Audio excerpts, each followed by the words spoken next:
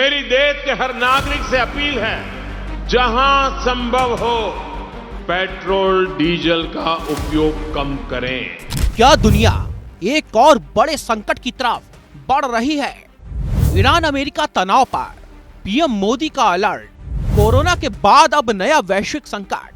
Petrol बचाइए, सोना खरीदना टालिए और आत्मनिर्भर बनिए। मिडिल ईस्ट में बढ़ते तनाव के बीच में पीएम नरेंद्र मोदी ने देश से आह्वान किया है। उन्होंने कहा है कि पेट्रोल बचाइए, सोना खरीदना टालिए और आत्मनिर्भर बनिए।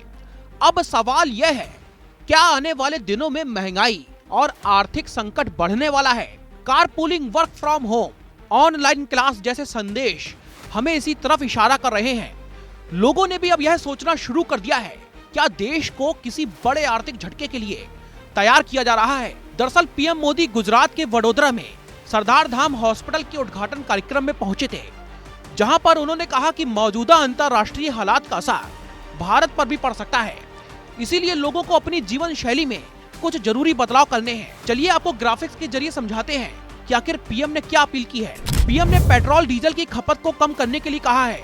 इसके अलावा कारपूलिंग अपनाने के लिए, वर्क फ्रॉम होम करने के लिए और वर्चुअल मीटिंग्स को बढ़ावा देने के लिए कहा है। पीएम ने कहा है कि सोने की खरीद को कम से कम 1 साल के लिए टाल दीजिए।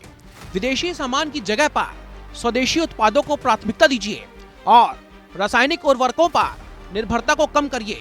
पीएम ने इसके अलावा विदेशों में शादी नहीं करने के लिए भी कहा है। पीएम ने कहा है कि भारत में ही डेस्टिनेशन वेडिंग करना चाहिए।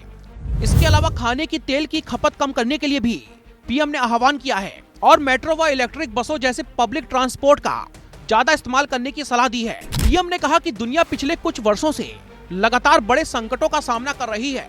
पहले कोरोना महामारी, फिर आर्थिक अस्थिरता और अब पश्चिम एशिया में बढ़ता हुआ संघर्ष।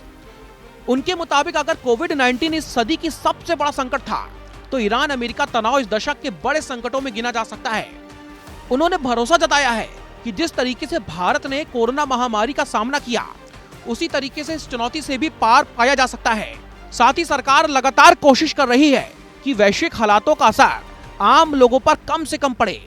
उनका संदेश साफ था कि वैश्विक संकट के दौर में सतर्कता, बचाव, बचत और आत्मनिर्भरता देश को मजबूत बनाए रख सकती है।